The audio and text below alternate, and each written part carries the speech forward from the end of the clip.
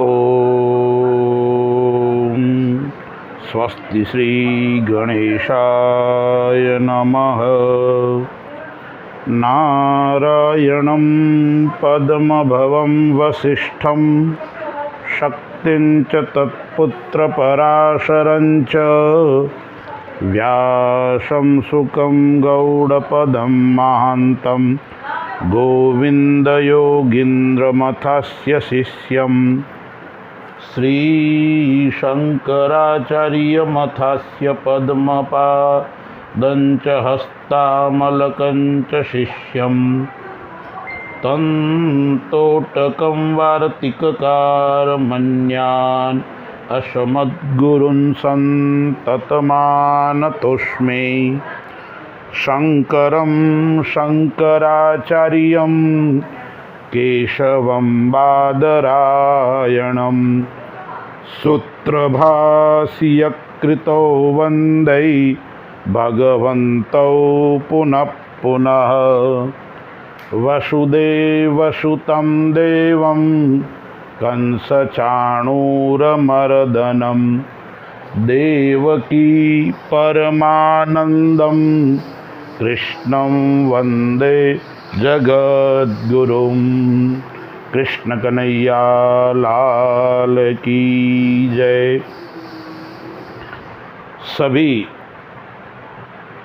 सनातन धर्म को मानने वाले महानुभावों को सादर जय श्री राम। आइए हम एकादशी व्रत कथा एवं एकादशी का क्या महत्व उसके बारे में विचार करते हैं। सनातन धर्म में व्रत का विशेष महत्व है। इसीलिए भगवान श्री कृष्ण गीता में स्वयं कहते हैं, यज्ञ दान तपः कर्म न त्याज्यम कार्यमेव तत्। यानी जीवन के अंदर यज्ञ दान एवं तप का परित्याग कभी नहीं करना चाहिए। उसको कर्तव्य के रूप में अवश्य करना चाहिए। जिस प्रकार दान से द्रव्य की शुद्धि होती है, उसी प्रकार से व्रत तप या जप करने से देह की शुद्धि होती है। एकादशी भगवान कृष्ण भगवान नारायण का स्वरूप है। जिस प्रकार से नदियों में गंगा का महत्व है, तीर्थों में काशी का महत्व है, उसी प्रकार से व्रत में एकादशी का महत्व है। एकादशी के व्रत करने से भगवत प्राप्ति भी होती है, सुख शांति एवं समृद्धि की प्राप्ति भी होती है और दीर्घायु भी व्यक्ति बनता है। एकादशी किस प्रकार से करनी चाहिए, उसका महत्व क्या है और उसकी व्रत कथा क्या है। शास्त्रकार कहते हैं, एकादश्यां न भुंजीत पक्षयोरुभयोरपि। यानी एकादशी का जब हम व्रत करते हैं तब उसके अंदर हमें भोजन को नहीं ग्रहण करना है। आजकल व्रत करते हैं लेकिन सगार इतना लेते हैं कि व्रत का महत्व ही समाप्त हो जाता है। व्रत के भिन्न भिन्न प्रकार है। एक निर्जल व्रत, एक उपवास व्रत और एक नक्त व्रत एवं एक भुक्त व्रत, यह व्रत के प्रकार है। लेकिन शास्त्रों में यह भी बताया है, जो व्यक्ति अशक्त हो यानी व्रत करने का सामर्थ्य नहीं रखता हो, या वृद्ध हो, रोगी हो एवं बालक हो, उसके लिए कुछ नियमों में छूट दी है। उनको यथाशक्ति, जैसी उनकी शक्ति हो, उनके अनुसार व्रत करना चाहिए। हमारे वहाँ एकादशी देवी का प्रादुर्भाव मार्गशीर्ष मास कृष्ण पक्ष में हुआ। हमारे वहाँ एक माह के अंदर 2 एकादशी आती है, कृष्ण पक्ष एवं शुक्ल पक्ष। 3 वर्ष में एक बार जब अधिक मास आता है, तब उस माह की भी 2 एकादशी, यानी कुल 26 एकादशी है। पद्म पुराण के अंदर प्रत्येक एकादशी की कथा आई हुई है। तो प्रथम मैंने आपको बताया एकादशी का प्रादुर्भाव, एकादशी देवी का जन्म मार्गशीर्ष कृष्ण पक्ष एकादशी तिथि के दिन हुआ है, इसलिए उसका नाम उत्पत्ति एकादशी है। तो कथा का आरंभ भी यहीं से होता है। नारद जी एवं भगवान शिव का संवाद से यह कथा प्रारंभ होती है। पहले एकादशी का महत्व बताया है और फिर एकादशी मार्गशीर्ष मास कृष्ण पक्ष के प्रादुर्भाव की कथा बताई है। नारद जी ने एक बार भगवान शिव से पूछा कि एकादशी का उत्तम व्रत कैसा होता है। सर्वेश्वर प्रभु, उसके व्रत में जो कुछ भी फल प्राप्त होता है उसे बताने की कृपा कीजिए। तब महादेव जी बोले, ब्रह्मन, ये एकादशी महान पुण्य को देने वाली है। श्रेष्ठ मुनियों को भी उसका अनुष्ठान अवश्य करना चाहिए। जब कोई विशेष नक्षत्र होता है तब उसका महत्व विशेष बढ़ता है। जब शुक्ल पक्ष होता है और एकादशी को पुनर्वसु नक्षत्र आता है तो वो जया नाम की तिथि कहा जाती है। उसका व्रत करने से मनुष्य निश्चय ही पाप से मुक्त हो जाता है।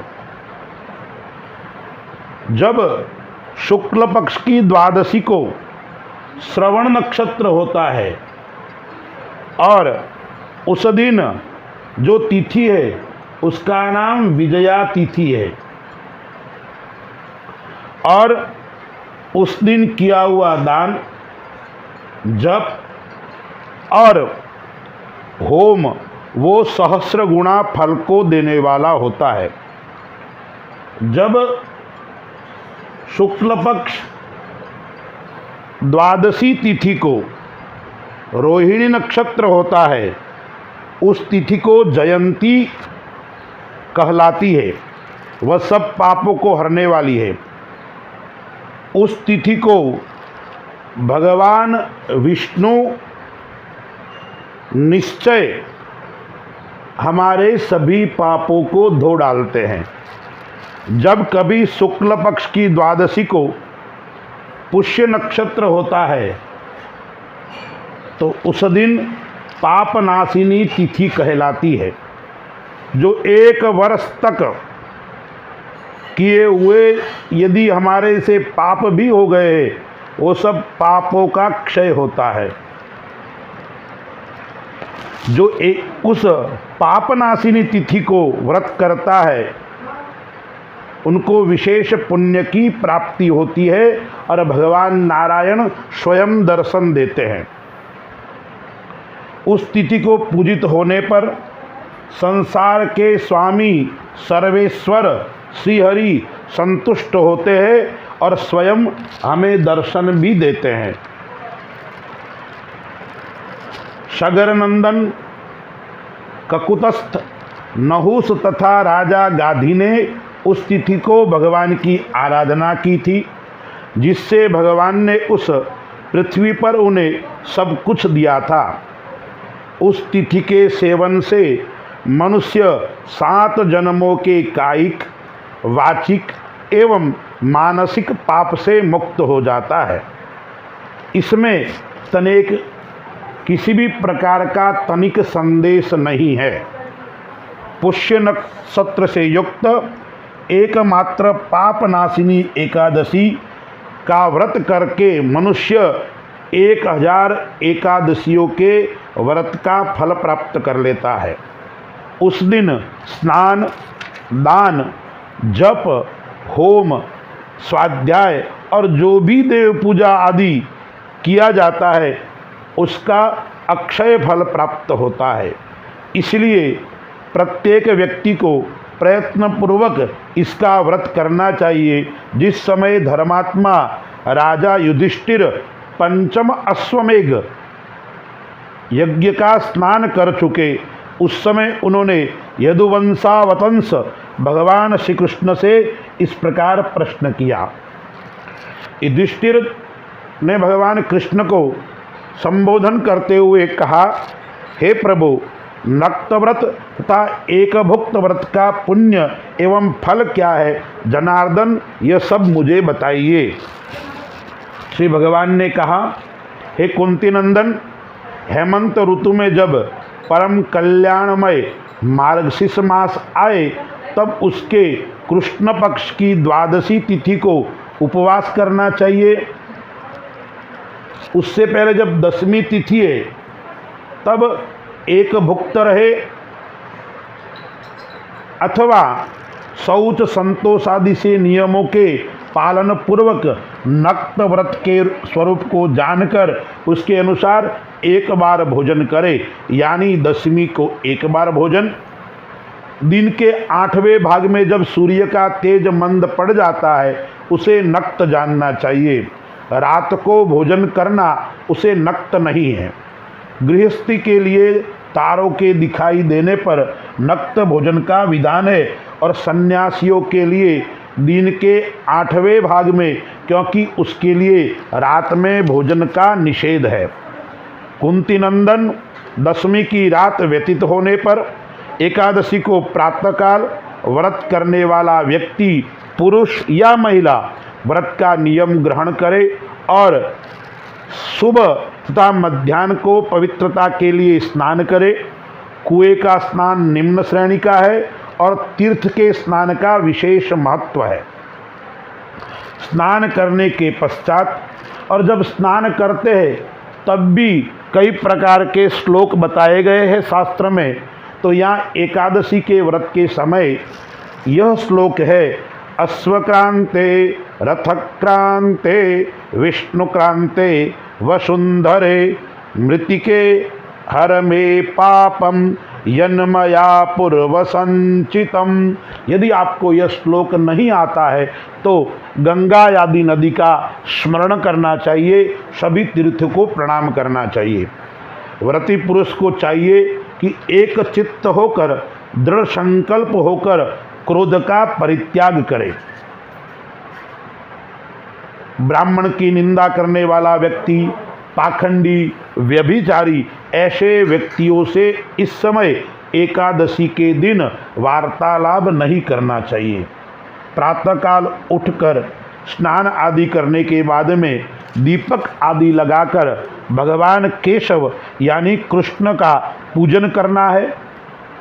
भगवान को चंदन पुष्प आदि अर्पण करना है और उसके बाद में कथा का श्रवण करना है। ब्राह्मणों को दक्षिणा आदि देकर प्रणाम करना है और भगवान से क्षमा याचना मांगनी है। जैसे कृष्ण पक्ष की एकादशी को करते हो उसी प्रकार से शुक्ल पक्ष की एकादशी का भी पूजन आदि करना चाहिए। यानी चाहे कृष्ण पक्ष की एकादशी हो, चाहे शुक्ल पक्ष की एकादशी हो, स्नान आदि करके भगवान का पूजन करना है। दीपक आदि लगाकर गंध, पुष्प, धूप, दीप, नैवेद्य आदि से भगवान का पूजन करके व्रत करना है। पार्थ द्विज को उचित है कि वह शुक्ल पक्ष और कृष्ण पक्ष में भेद बुद्धि नहीं रखे। जब एकादशी व्रत की महत्व बताते हुए कहते हैं, एकादशी का व्रत करने से जिस प्रकार से प्रभास क्षेत्र में चंद्रमा और सूर्य के ग्रहण के अवसर पर स्नान दान से जो पुण्य मिलता है, एवं केदार क्षेत्र में जल पीने से जो पुनर्जन्म नहीं होता है, वही फल एकादशी के व्रत करने से मिलता है। पृथ्वी पर अश्वमेध यज्ञ को करने से जो फल होता है, वही फल एकादशी के व्रत करने से फल की प्राप्ति होती है। व्रती को वह पुण्य प्राप्त होता है जो देवताओं के लिए भी दुर्लभ है, यानी देवताओं को जो फल नहीं मिलता है, वही फल व्रत करने वाले व्यक्ति को मिलता है। रात को भोजन कर लेने पर उससे आधा पुण्य होता है, तथा दिन में एक बार भोजन करने से देहधारियों को नक्त भोजन का आधा फल मिलता है। यानी एकादशी का शास्त्रों में विशेष महत्व है। युधिष्ठिर ने पूछा, भगवान पुण्यमयी एकादशी तिथि कैसे उत्पन्न हुई, उस संसार में क्या पवित्र मानी गई तथा देवताओं को कैसे प्रिय है। अब मैंने जो आपको बताया वो एकादशी का महत्व था। अब उत्पत्ति नाम की जो एकादशी है उसकी कथा यहाँ से प्रारंभ होती है। युधिष्ठिर ने प्रश्न पूछा, भगवान कृष्ण बोले, नारायण ने कहा, कुंती नंदन, प्राचीन समय की बात है, सतयुग में मूर नामक दानव रहता था। वह बड़ा ही अद्भुत, अत्यंत रौद्र तथा संपूर्ण देवताओं के लिए भयंकर था। उस काल रूपधारी दुरात्मा महासुर ने इंद्र को जीत लिया। संपूर्ण देवता उससे परास्त होकर स्वर्ग से निकाले जा चुके थे और शंकित तथा भयभीत होकर पृथ्वी पर विचार करते थे। एक दिन सब देवता भगवान महादेव के पास में गए। देवराज इंद्र बोले, हे प्रभु महादेव, स्वर्गलोक से हम भ्रष्ट होकर पृथ्वी पर विचरण कर रहे हैं, यह हमारे लिए शोभास्पद नहीं है। कोई उपाय बताइए जिसके करने से पुनः हमें इंद्र पद की प्राप्ति हो जाए। महादेव जी ने कहा, देवराज, जहाँ सबको शरण देने वाले, सबकी रक्षा करने वाले भगवान नारायण है, उस वैकुंठ लोक में आप जाइए और वही आपकी मनोकामना पूर्ण करेंगे। भगवान कृष्ण कहते हैं, युधिष्ठिर महादेव जी की बात सुनकर परम बुद्धिमान देवराज इंद्र संपूर्ण देवताओं के साथ वहाँ गए। उस समय भगवान क्षीर सागर के अंदर सोए हुए थे।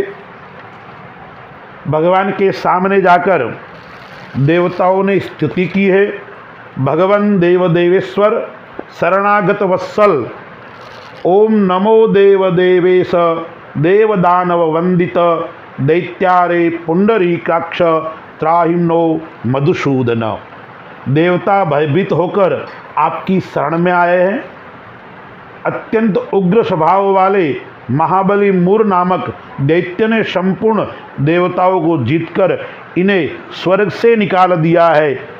इंद्र की बात सुनकर इस प्रकार इंद्र ने स्तुति की है और देवताओं की स्तुति सुनकर भगवान बोले, हे देवराज, यह दानव कैसा है, उसका रूप और बल कैसा है तथा उसके दुष्ट के रहने का स्थान कहाँ है। इंद्र बोले, देवेश्वर, पूर्व काल में ब्रह्मा जी के वंश में तालजंग नामक एक महान असुर उत्पन्न हुआ था, जो अत्यंत भयंकर था। उसका पुत्र मूर दानव के नाम से विख्यात हुआ। वह भी अत्यंत उत्कट, महापराक्रमी और देवताओं के लिए भयंकर है। चंद्रावती नाम से प्रसिद्ध एक नगरी में उसी में स्थान बनाकर वह वहाँ निवास करता है। उस दैत्य ने समस्त देवताओं को परास्त करके स्वर्गलोक से बाहर कर दिया है। उसने एक दूसरे ही इंद्र को स्वर्ग से सिंहासन पर बिठाकर यानी सभी देवताओं उसने नए बना दिए हैं। इंद्र का कथन सुनकर भगवान जनार्दन को बड़ा क्रोध हुआ। वे देवताओं के साथ लेकर चंद्रावती पुरी में गए। देवताओं ने देखा दैत्यराज बारंबार गर्जना कर रहा है। उससे परास्त होकर संपूर्ण देवता इधर उधर दसे दिशाओं में भाग खड़े हुए। अब वह दानव भगवान विष्णु को देखकर बोला, खड़ा रह, खड़ा रह। उसकी ललकार सुनकर भगवान के नेत्र क्रोध से लाल हो गए। वे बोले, अरे दुराचारी दानव, मेरी इन भुजाओं को देख। यह कहते हुए श्री विष्णु ने अपनी दिव्य बाणों के सामने आए हुए दुष्ट दानव को मारना आरंभ किया। दानव भय से विह्वल हो उठा था। पांडुनंदन तत्पश्चात श्री विष्णु ने दैत्य सेना पर चक्र का प्रहार किया। उसके छिन्न भिन्न होकर सैकड़ों योद्धा मौत के मुख में चले गए। उसके बाद भगवान मधुसूदन बद्रिकाश्रम को चले गए। वहाँ सिंहावती नाम की गुफा थी जो 12 योजन लंबी थी। पांडुनंदन उस गुफा में एक ही दरवाजा था। भगवान विष्णु उसी में सो रहे थे। दानव मूर भगवान को मार डालने की भावना से वहाँ उद्योग करने लगा। वह उनके पीछे लगा रहा। वहाँ पहुंचकर उसने भी उसी गुफा में प्रवेश किया। वहाँ भगवान सो रहे थे। भगवान को देखकर उसे बड़ा हर्ष हुआ। उसने सोचा, यह दानवों को भय देने वाला देवता है, अतः निसंदेह इसे मार डालूंगा। युधिष्ठिर दानव के इस प्रकार विचार करते ही भगवान विष्णु ने शरीर से एक कन्या प्रकट हुई और उसका नाम ही आगे जाकर एकादशी पड़ा, जो बड़ी ही रूपवती, सौभाग्यशालिनी, दिव्य अस्त्र शस्त्रों से युक्त थी। वह भगवान के तेज के अंश से उत्पन्न हुई थी। उसका बल और पराक्रम महान था। युधिष्ठिर दानवराज मुर ने उस कन्या को देखा।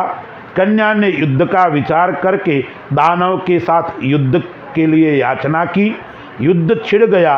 कन्या सब प्रकार की युद्ध कला में निपुण थी।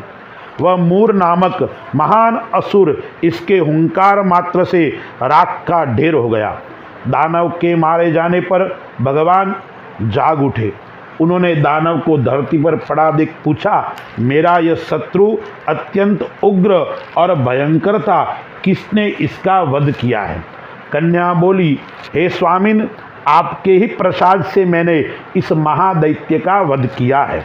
श्री भगवान ने कहा, कल्याणी, तुम्हारे इस कर्म से तीनों लोकों के मुनि और देवता आनंदित हुए हैं। अतः तुम्हारे मन में जैसी रुचि हो उसके अनुसार मुझसे कोई वर मांगो। देव दुर्लभ होने पर भी वह वर मैं तुम्हें अवश्य दूंगा।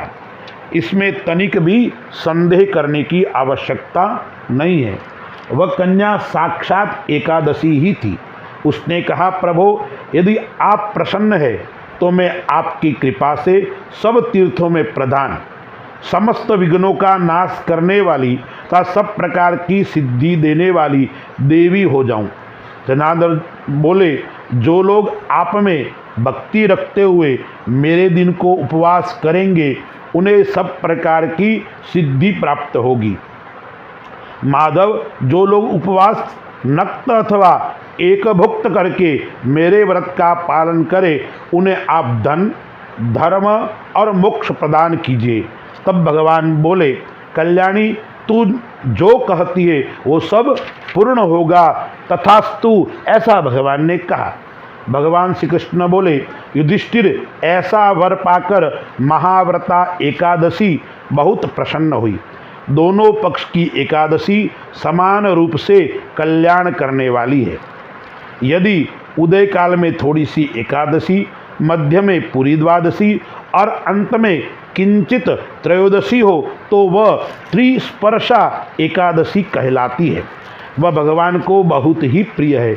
यदि एक त्रिस्पर्शा एकादशी को उपवास कर लिया जाए तो 1 सहस्त्र एकादशी व्रतों का फल प्राप्त होता है। तथा इसी प्रकार द्वादशी में पारणा करने पर सहस्र गुना फल माना गया है। अष्टमी, एकादशी, षष्ठी, तृतीया और चतुर्दशी यह यदि पूर्व तिथि से वृद्ध हो तो उसमें व्रत नहीं करना चाहिए। परवर्तिनी तिथि से युक्त होने पर ही इनमें उपवास का विधान है। पहले दिन में और रात में भी एकादशी हो तथा दूसरे दिन केवल प्रातःकाल एक दंड एकादशी रहे तो पहली तिथि का परित्याग करके दूसरे दिन की द्वादशी युक्त एकादशी को ही उपवास करना चाहिए। यह विधि मैंने दोनों पक्षों की एकादशी के लिए बताई है। जो मनुष्य एकादशी को उपवास करता है वह वैकुंठ धाम में जहाँ साक्षात भगवान गरुड़ध्वज विराजमान है, नारायण विराजमान है, वहाँ वो जाता है। जो मानव हर समय एकादशी के महात्म्य का पाठ करता है उसे सहस्र गोदानों के पुण्य का फल प्राप्त होता है। जो दिन या रात में भक्तिपूर्वक इस महात्म्य का श्रवण करते हैं वे निसंदेह ब्रह्म हत्या आदि पापों से मुक्त हो जाते हैं। एकादशी के समान पापनाशक व्रत इस संसार में दूसरा कोई नहीं है। बोलो कृष्ण कन्हैया लाल की जय, ठाकुर जी महाराज की जय। नमः पार्वती पतये हर हर हर महादेव हर। व्रत के पश्चात आप आरती कीजिए और आरती के पश्चात सबको प्रसाद वितरित कीजिए और जितना हो सके इतना भगवान नारायण का, अपने इष्ट देव का, अपने कुल देव का स्मरण, वंदन और पूजन करना चाहिए।